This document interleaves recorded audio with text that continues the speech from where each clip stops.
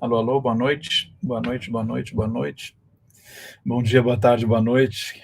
Quem sabe a hora que isso vai ser visto. Está sendo gravado ao vivo às 8h11 da noite de terça-feira. E meu nome é João Correia, sou historiador de arte, mestre em liderança cultural. Preparei esse conteúdo para vocês, a Arte Conecta, onde a gente vai apresentando vários episódios ali, com diferentes aspectos de como a arte conecta. Milton Blaser estamos no YouTube, Milton. Se puder migrar, tem o link na bio. Ronaldo tem o link na bio. Como é que está? Estão conseguindo me ouvir bem?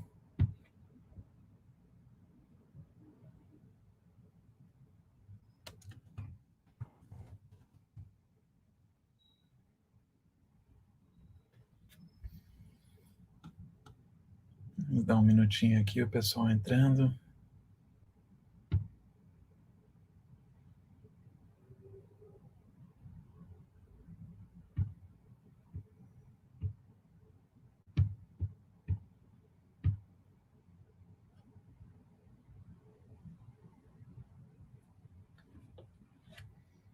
Vamos voltar o áudio aqui. Melhorou? Voltou o áudio no Instagram. Está de volta. Temos eco. Agora melhorou? Então era isso. Só reiniciar que as coisas resolvem. E, bom, temos aqui hoje, então, um conteúdo sobre hábitos de consumo, e acho que é um conteúdo que expande bastante a nossa visão sobre o que pode ser feito na arte contemporânea, né? A gente vai ver uma loja conceitual que faz parte aí de um festival. Agora está ótimo, que bom. Então vamos com tudo. Gabriela, Milton, Ronaldo, bora pro YouTube e vamos seguir. E aqui deixa eu compartilhar então com vocês a capa do nosso material de hoje. A gente vai trazer para vocês, é o episódio número 7. Quem quiser ver os anteriores, pode ver no nosso canal. Tá? A gente está organizando tudo lá, está ficando cada vez mais fácil o acesso. E hoje é o episódio número 7 e a gente vai colocar 5 reflexões aí sobre os nossos hábitos de consumo a partir, né, da análise aí das obras da Mika Rothenberg, e como, né, a análise dessas obras vai ajudar a gente a ficar um pouquinho mais consciente dos nossos hábitos. Essa aula é baseada na obra Cosmic Generator. Esse título é intrigante, a gente vai falar sobre ele. Da artista argentina, tá? Mika Rothenberg, apresentada nesse festival chamado Münster Sculpture Project, que é um festival que acontece na Alemanha a cada 10 anos. E eu até me lembro aí que, acho que eu já comentei isso antes, que um pessoal de arte abordou a prefeitura de Münster, sugerindo que fizesse o festival a cada 5 anos. Eles falaram, não, a gente precisa de 10 para fazer esse festival. Então, e quando a gente está lá participando desse festival, a gente vê o porquê realmente é uma superprodução. Ali muitas obras, né, que são realmente, né, são complexas para serem feitas, né, uma delas que é muito conhecida é uma área de patinação inteira que transformou num espaço de escavação, de arqueologia, com realidade aumentada. São projetos complexos. Então, vamos lá. Seguindo, a gente mostra nesse episódio ali como fazer parte, né, dos 3% das pessoas que entendem de arte contemporânea e são respeitados por sua visão de mundo, tá? Então, o que a gente faz? A gente vai mostrando algumas obras e a partir dessa observação dessas obras, a gente tenta aí da observação a uma assimilação dessas obras aí, né, numa mudança de comportamento, numa mudança de consciência e de forma de se colocar no mundo a partir de reflexões aí que vêm de várias. Boa noite, Flávia Conrado, que vem aí de várias áreas da vida. Hoje a gente vai pegar essa questão dos hábitos de consumo e esse assunto faz parte, aí envolve várias outras coisas, cadeia de produção, ética do trabalho, tem muitas coisas que essa artista aí toca. E à medida a gente percebeu, quando a gente conversou com o nosso público, que boa parte do que as pessoas estavam atrás era realmente, né, se conectar, né, e fazer parte desse grupo de pessoas que entendem um pouquinho a arte contemporânea é complexo, e a gente não tem o benefício da perspectiva histórica, né? Então é uma das coisas que me fascinou na arte contemporânea, é que a gente tem que estar afiado, né, com o pensamento afiado. Quando a gente vê uma obra, né, numa Mona Lisa, uma obra dessas que a gente já viu em imã de geladeira, em pôster, em cartão postal, muitas vezes a gente tem o benefício da perspectiva histórica. Quando a gente está olhando uma coisa pela primeira vez, a gente realmente tem que estar ali com a inteligência afiada para reconhecer que aquilo é relevante. E aí é parte do que a gente propõe desenvolver aqui.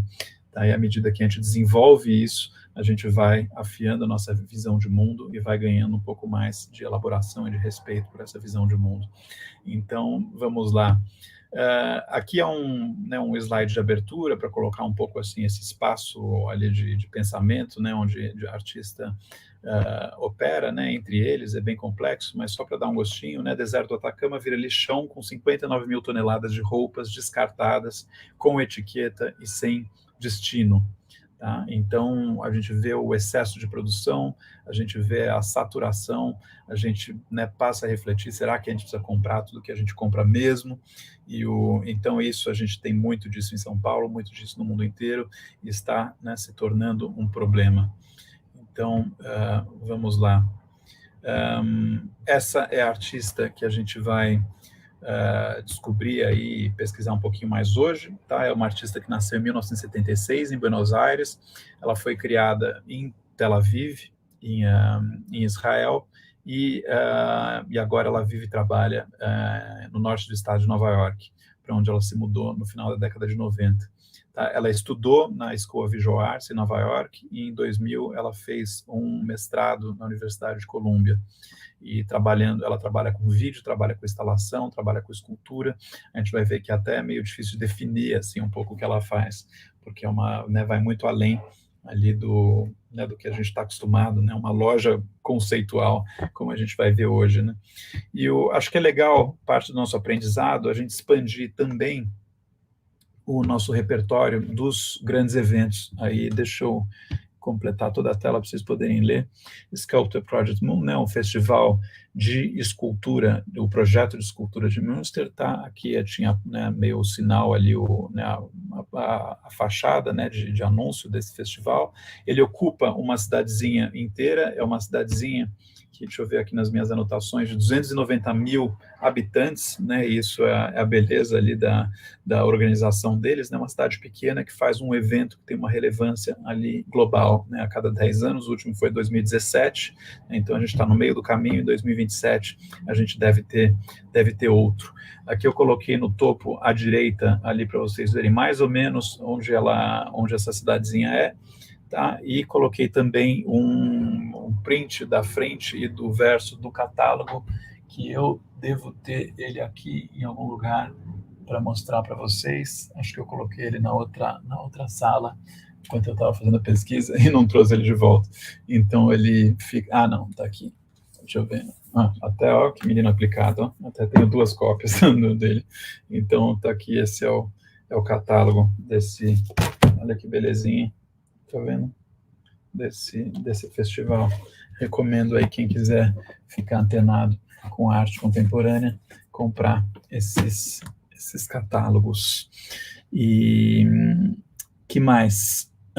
Acho que sobre Münster era isso. Ele começou em 1977, tá? Foi iniciado por um cara chamado Klaus Bussmann e com curadoria de Casper Koenig.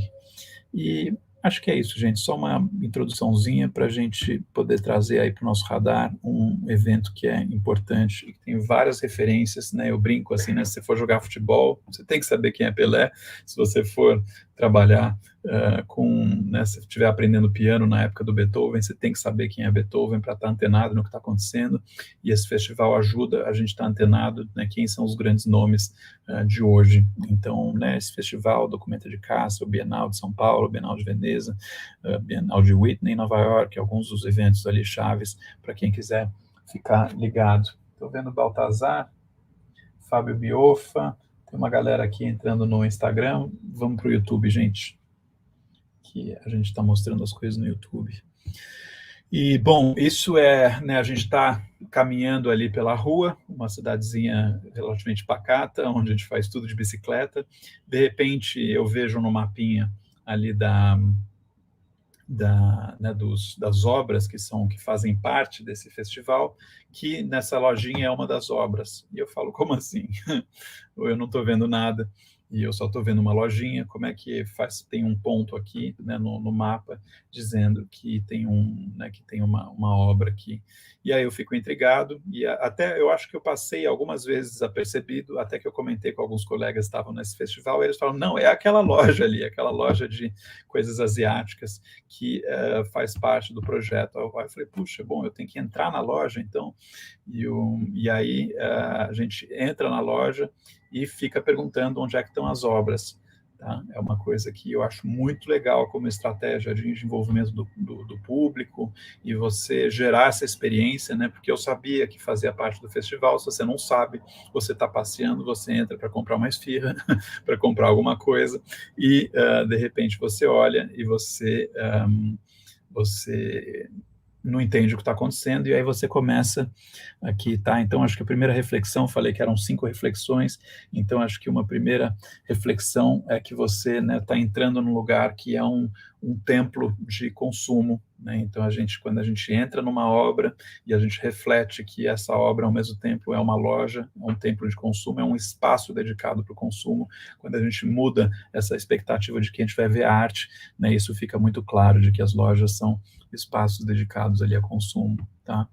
Uma segunda reflexão, uma vez que a gente entra, é toda essa questão ali né, esse visual advertising, né, dessa linguagem visual, de como o espaço é ocupado para incentivar o consumo, e como os rótulos que estão atrás das embalagens, como o design das embalagens, tudo isso faz parte desse espetáculo de consumo, né, para encorajar a gente consumir mais e mais. E eu me lembro entrando nessa loja e pegando algumas coisas, e quando você vai ler o rótulo, normalmente a gente vê que está escrito ali algumas coisas que estão né, alguns ingredientes, alguns químicos que fazem parte da composição daqueles produtos, e quando você vai ler, você não lê o que é esperado, você lê, né, que é algo desenhado pelo artista, e que é um produto que tem um certo uso, né, você lê algo que é crítico desse produto.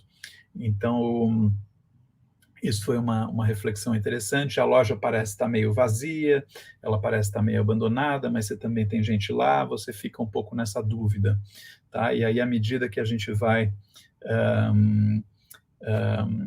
refletindo, né, por exemplo, sobre o título da obra, né, que é um Cosmic Generator, né, um gerador cósmico, a gente passa a ver que né, um gerador cósmico, quando você vai pesquisar o título, você vê que é uma referência a um projeto do Nikola Tesla, né, aquele mesmo que fez aquele, né, que é homenageado no carro do Elon Musk, né, aquele carro Tesla, e que ele, entre outras coisas, inventou, né, uma corrente, né, bifásica, né, que a gente usa, né, hoje, e aí a gente passa a pensar, puxa, mas o que é um gerador cósmico?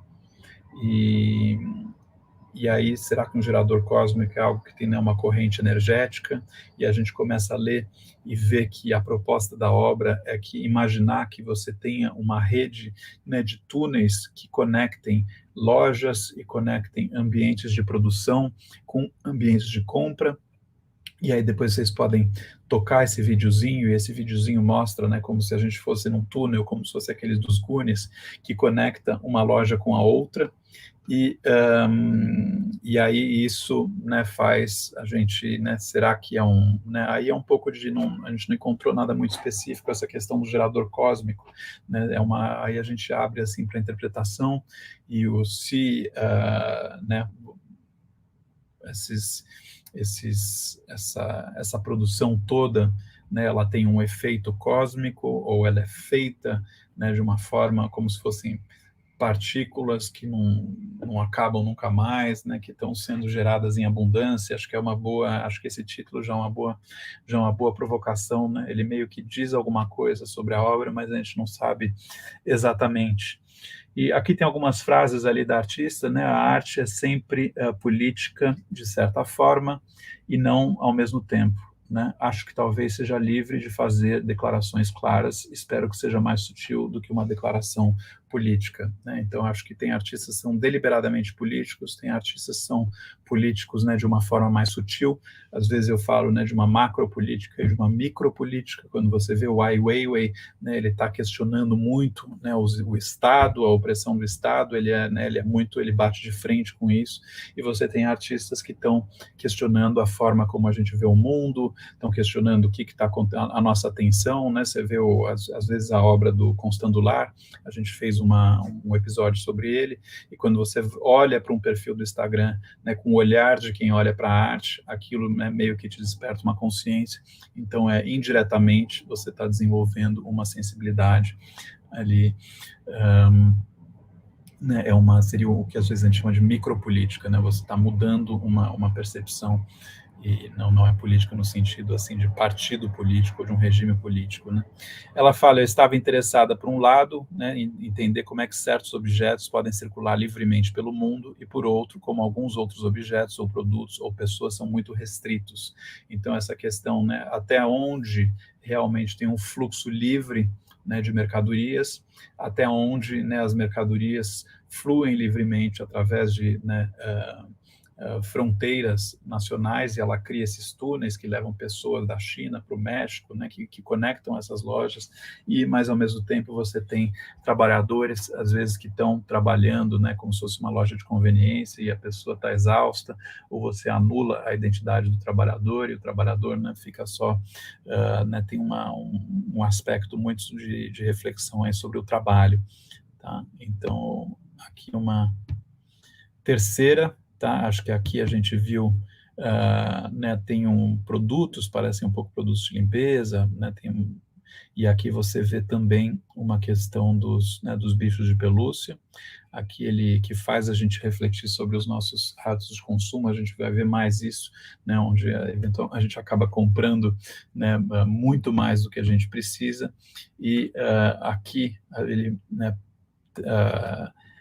traz essa pesquisa, essa proposta visual assim para os vegetais também, né, para as saladas, para as verduras. E olha que forte isso. A gente falou sobre sazonalidade num dos últimos episódios, né, aqui eu fico refletindo, né, sobre a sazonalidade, ou se simplesmente é uma saturação, e se esse funcionário, né, eventualmente teve que trabalhar demais, e a gente tem aqui, né, uma outra imagem, né, onde traz esse excesso, né, da parte né, de legumes e verduras para as flores. E olha que espetáculo, né, de instalação. E é uma instalação que você entra nela e você até fica na dúvida, né? Ela fica meio no limite entre a ficção e o real. Thiago Aguiar, Manuela, Melissa, estamos no YouTube. E a gente fica na dúvida se isso é uma realidade ou se isso é uma ficção. E acho que isso que é tão provocador. E tem um aspecto chave, que isso me marcou bastante. Uma vez que você passa pela loja, você chega como se fosse assim na porta dos fundos, né, numa sala dos fundos, onde seria o estoque, onde seria algo né, de organização, e você olha aquilo e você tem um filme passando, e esse filme vocês podem pegar e ver no YouTube, onde você tem essa sensação, né, de você ter, né, as lojas conectadas por túneis, as pessoas trabalhando demais. Olha aqui a quantidade de brinquedos, né, excessiva que a gente passa a questionar, né, os nossos hábitos de produção, quando a gente vê os trabalhadores, né, dormindo em cima da mesa de trabalho, hábitos de consumo alimentar, ou de brinquedos, ou de flores, que a gente consome para rituais, e o que está acontecendo do outro lado, se a gente está consumindo, né, com tanta voracidade.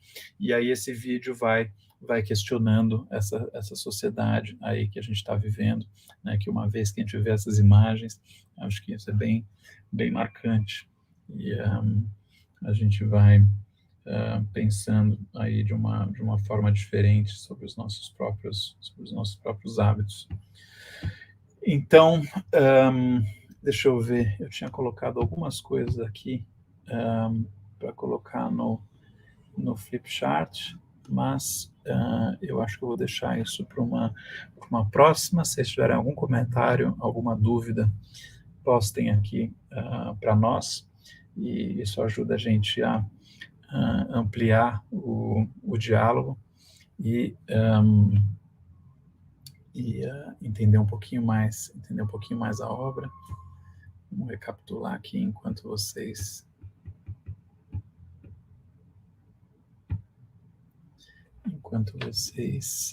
para a gente apreciar novamente. Tem um pessoal entrando aqui, a gente está no YouTube e está no momento onde a gente está recapitulando algumas das imagens, né? Aqui é uma vista frontal, tá à esquerda dessa lojinha, à direita é uma vista interna.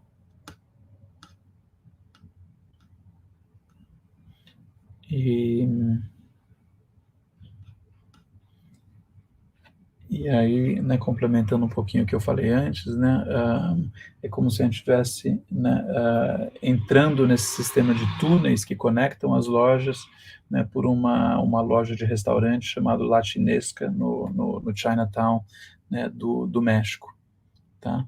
E aí isso vai conectando a gente com uma loja de 99 centavos, depois conecta a gente com uma outra loja em Yiwu, na China, e esse mercado de Yiwu desempenha um papel fundamental nessa rede, né, imaginária, povoada, de lojas. Então ela vai criando esse gerador cósmico do capitalismo e da produção.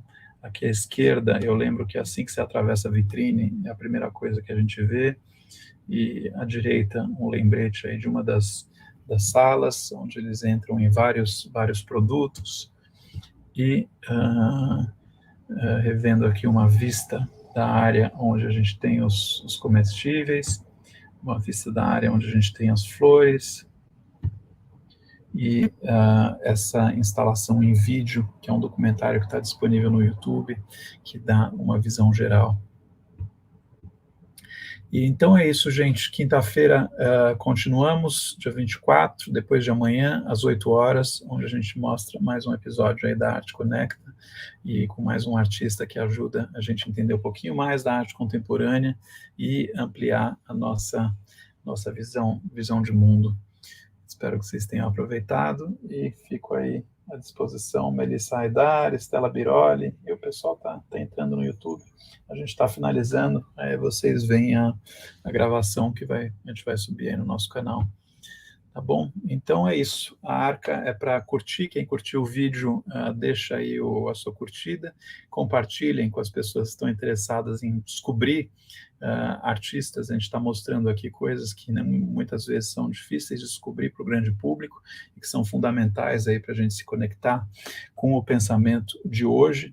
E acho que eu tenho falado essa semana, né, a angústia que era para mim quando eu não entendia o hoje, né, e eu ficava vivendo com arte do passado, e eu me sentia como se estivesse usando as roupas do avô, né, e eu queria, né, sem julgamento, né, mas eu queria, Estela, estamos no YouTube, e eu queria, de alguma forma, me conectar com o tempo que a gente está vivendo, e eu achava difícil fazer isso, e aí foi muita leitura, muitos grupos de debates, muita quebra de paradigma, muita disponibilidade de mudar o meu pensamento para conseguir entrar nisso. Então, compartilhem aí com as pessoas que tenham esse interesse, salvem e se inscrevam, coloquem o sininho, para aí a próxima vez que a gente estiver aqui, vocês recebem a notificação. Tá bom? Então é isso. Obrigado, gente, a todos que participaram, e até a próxima.